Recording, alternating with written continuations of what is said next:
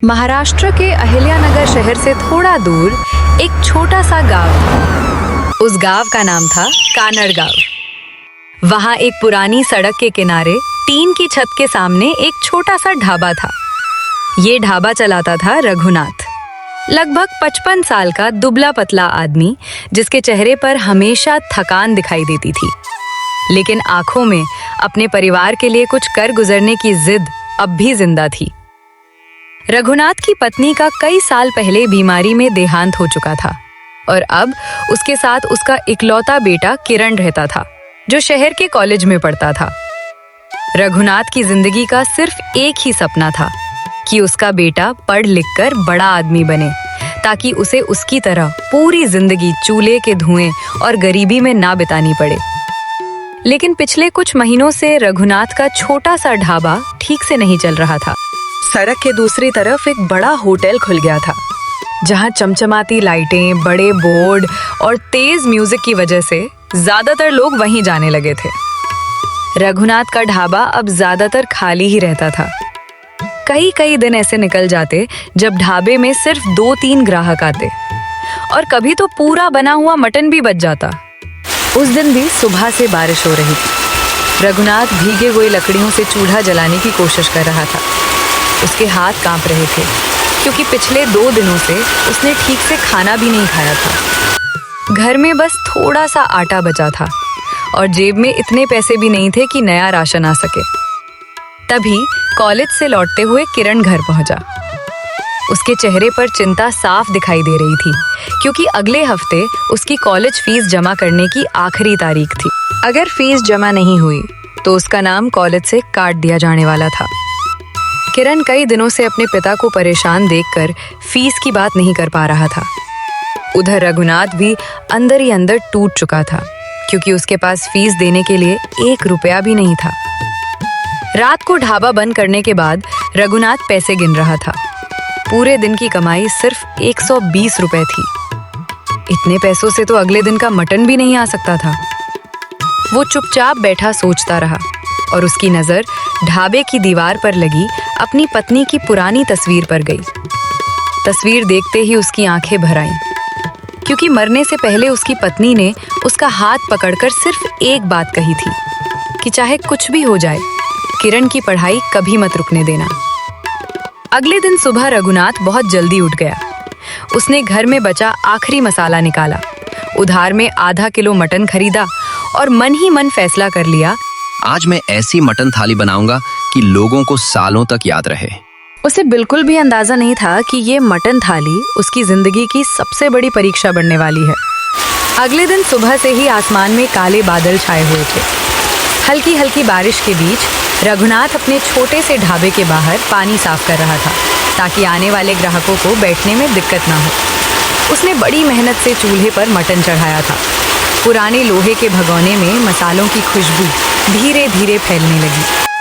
सड़क से गुजरने वाले लोग एक बार मुड़कर जरूर देख रहे थे, लेकिन सामने वाले बड़े होटल की चमचमाती लाइटें और तेज गाने लोगों को अपनी तरफ खींच लेती। रघुनाथ हर गुजरते आदमी को उम्मीद से देखता, लेकिन ज्यादातर लोग आगे निकल जाते। दोपहर तक उसके ढाबे पर सिर्फ एक ट्रक ड्राइवर खाना खाने आया। उसने मटन थाली खाकर रघुनाथ की खूब तारीफ की और जाते जाते बोला, ऐसा स्वाद तो मुझे बड़े बड़े होटलों में भी नहीं मिला। आपने बनाया हुआ मटन बहुत अच्छा था। ये सुनकर रघुनाथ के चेहरे पर थोड़ी खुशी जरूर आई, लेकिन कमाई अभी भी बहुत कम थी। उधर किरण कॉलेज में बैठा बार बार फीस की तारीख याद करके परेशान हो रहा था। उसके दोस्त फीस जमा कर चुके थे और अब सिर्फ वही बचा था। क्लास खत्म होने के बाद जब वो घर लौट रहा था, तभी कॉलेज के क्लर्क ने उसे रोककर आखिरी चेतावनी दी। अगर कल तक तुमने फीस जमा नहीं की तो तुम्हारा नाम कॉलेज से काट दिया जाएगा। ये सुनते ही किरण का दिल बैठ गया। शाम को जब वो ढाबे पर पहुंचा तो उसने अपने पिता को अकेले बैठे देखा। रघुनाथ थककर चूल्हे के पास जमीन पर बैठा था और सामने रखे पैसों को बार बार गिन रहा था। पूरे दिन की कमाई सिर्फ 300 रुपए हुई थी। किरण समझ गया कि उसके पिता बहुत बड़ी परेशानी में हैं, इसलिए उसने फीस की बात छुपा ली। उसी समय सामने वाले बड़े होटल में तेज म्यूजिक बजने लगा। और वहां गाड़ियों की लंबी लाइन लग गई। रघुनाथ कुछ देर तक उस होटल को देखता रहा और फिर धीरे से अपने ढाबे के पुराने बोर्ड पर नजर डाली, जिस पर धूल जम चुकी थी। एक समय था जब इसी सड़क पर उसके ढाबे की सबसे ज्यादा चर्चा होती थी। लोग दूर दूर से उसकी मटन थाली खाने आते थे। लेकिन समय के साथ सब बदल गया। रात को ढाबा बंद करते समय अचानक तेज बारिश शुरू हो गई। बारिश का पानी टीन की टूटी छत से अंदर टपकने लगा। रघुनाथ जल्दी जल्दी बर्तन समेटने लगा। तभी उसकी नजर एक कोने में बैठे बूढ़े आदमी पर पड़ी। वो आदमी पूरी तरह भीगा हुआ था और कई देर से चुपचाप ढाबे को देख रहा था। रघुनाथ ने बिना कुछ पूछे उसके सामने गरम मटन थाली रख दी। बूढ़ा आदमी कई मिनट तक बिना बोले खाना खाता रहा। उसकी आंखों में आंसू आ गए थे। खाना खत्म करने के बाद उसने कांपते हाथों से अपनी जेब से एक पुरानी डायरी निकाली और रघुनाथ को देते हुए बोला, ये डायरी संभाल कर रखना, एक दिन यही तुम्हारी जिंदगी बदल देगी। इतना कहकर वो बूढ़ा आदमी बारिश में धीरे धीरे अंधेरे की तरफ चला गया और रघुनाथ हैरानी से उसने दिए हुए पुरानी डायरी को देखने लगा। उस रात रघुनाथ को नींद ही नहीं आई। बार बार उसका ध्यान उस बूढ़े आदमी की दी हुई पुरानी डायरी की तरफ जा रहा था। बाहर लगातार बारिश हो रही थी और टीन की छत से पानी टपकने की आवाज पूरे कमरे में गूंज रही थी। आखिर देर रात रघुनाथ ने वो डायरी खोली। डायरी के पहले पन्ने पर लिखा था, असली स्वाद भूख से नहीं दिल से बनता है। आगे के पन्नों में अलग अलग मसालों और मटन बनाने के पुराने तरीके लिखे हुए थे। कुछ पन्नों पर छोटे छोटे नोट भी थे कि किस तरह कम मसालों में भी मटन का स्वाद बढ़ाया जा सकता है और ग्राहक को सिर्फ खाना नहीं बल्कि अपनापन परोसना चाहिए। रघुनाथ पूरी रात वो डायरी पढ़ता रहा। अगले दिन सुबह उसने उसी डायरी में लिखे तरीके से मटन बनाना शुरू किया। उसने मसालों को धीरे धीरे भूनकर ग्रेवी तैयार की और पहली बार अपने ढाबे के सामने मिट्टी के छोटे दिए भी जलाए ताकि जगह थोड़ी अच्छी दिखाई दे। उधर किरण कॉलेज जाने के बजाय चुपचाप ढाबे पर ही बैठा अपने पिता की मदद करने लगा। फीस की आखिरी तारीख आज ही थी, लेकिन उसने अपने पिता को कुछ नहीं बताया। दोपहर तक ढाबे पर फिर वही सन्नाटा था। तभी अचानक सड़क के किनारे एक बड़ी लाल रंग की गाड़ी आकर रुकी। उसमें से 4 लोग उतरे जो शायद शहर से आए थे। उन्होंने सामने बड़े होटल की तरफ देखा, लेकिन फिर मटन की खुशबू महसूस होते ही रघुनाथ के ढाबे की तरफ चले आए। रघुनाथ ने उन्हें अपनी खास मटन थाली परोसी। जैसे ही उन लोगों ने पहला निवाला खाया, वे एक दूसरे की तरफ देखने लगे। उनमें से एक आदमी, जो दिखने में किसी बड़े आदमी जैसा लग रहा था, धीरे धीरे पूरा खाना खत्म करता रहा। खाने के बाद उसने रघुनाथ को बुलाया और पूछा, इतने छोटे ढाबे में इतना शानदार स्वाद कैसे मिल सकता है? हमें शहर में भी ऐसा मटन नहीं मिला। साहब, ये स्वाद मेरे जिंदगी की मेहनत से आया है। वो आदमी कुछ देर तक ढाबे के पुराने टूटे बोर्ड और बारिश से भीगी दीवारों को देखता रहा। जाते जाते उसने अपना कार्ड रघुनाथ के हाथ में दिया और कहा, अगर कभी कुछ मदद की जरूरत पड़े तो इस नंबर पर फोन जरूर करना। रघुनाथ ने कार्ड को ध्यान से देखा तो पता चला कि वो आदमी पुणे के एक बड़े फूड चैनल का मालिक था। उधर शाम होते होते किरण चुपचाप कॉलेज से लौट आया। उसका नाम फीस न भर पाने की वजह से कॉलेज से हटा दिया गया था। वो अपने पिता को ये बात बताने की हिम्मत नहीं जुटा पा रहा था।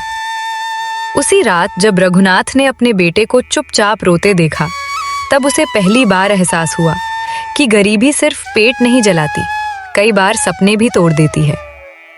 उस रात किरण की आंखों में आंसू देखकर रघुनाथ पूरी तरह टूट गया। उसे समझने में देर नहीं लगी कि जरूर कोई बहुत बड़ी बात हुई है।